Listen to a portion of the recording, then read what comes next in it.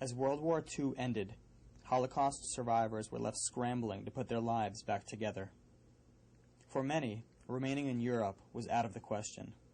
Others, who had already managed to flee, were left waiting for relatives they would never see again. I went through planning to be killed after the war. So we were on a displaced person camp. I got married there. And after more than 3 years, my father had a brother in Brooklyn who arrived here in 1911. He sent us papers, and we arrived in 1949. I wanted to get out of Europe. It was enough.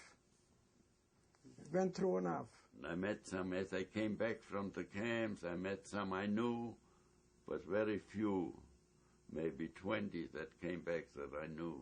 There was 8,000 Jews at the beginning of the war in our town. Of the 8,000, 16 came back. They had lists of people that started it. You know, DP, displaced persons. We used to get the lists from all over, and I used to scan all the lists. And I found a second cousin and a third cousin who had lived in Holland. I found them in Sweden in the Red Cross camp. That was all I found.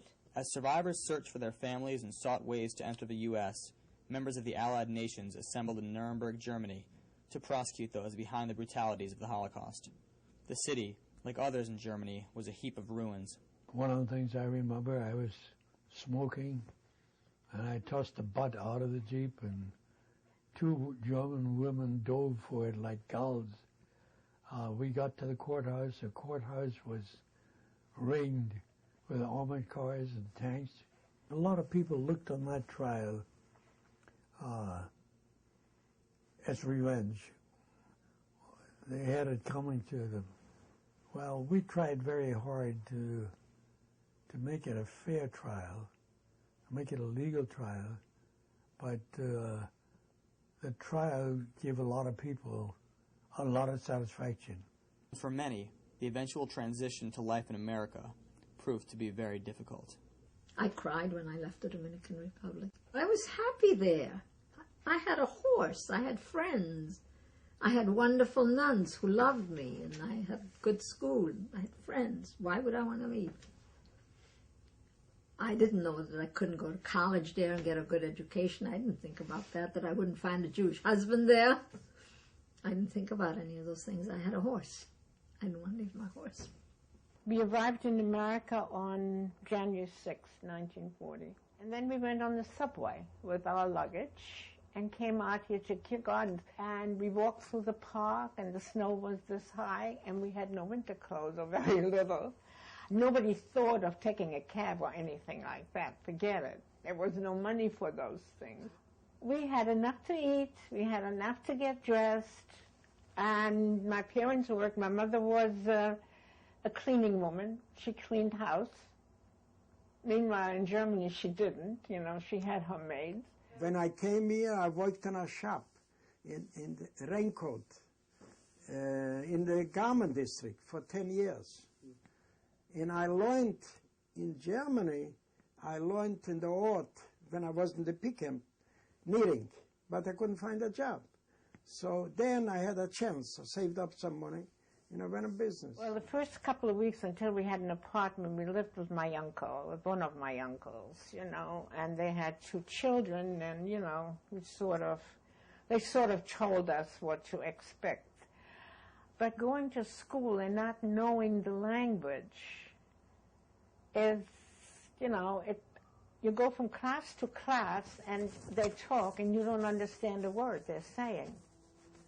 So everything went just by. You had to adjust, you had to readjust. I never spoke to my children about it. We shut up. We wanted to forget.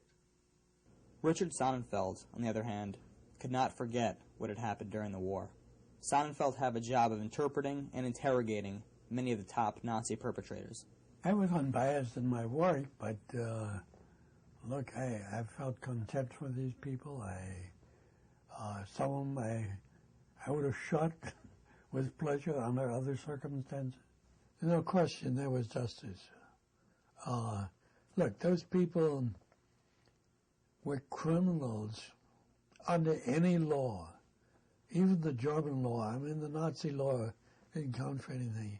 We haven't been able to accomplish a system which prevents these things, but at least the Nuremberg trials have made it clear that at least the civilized world regards these things as crimes.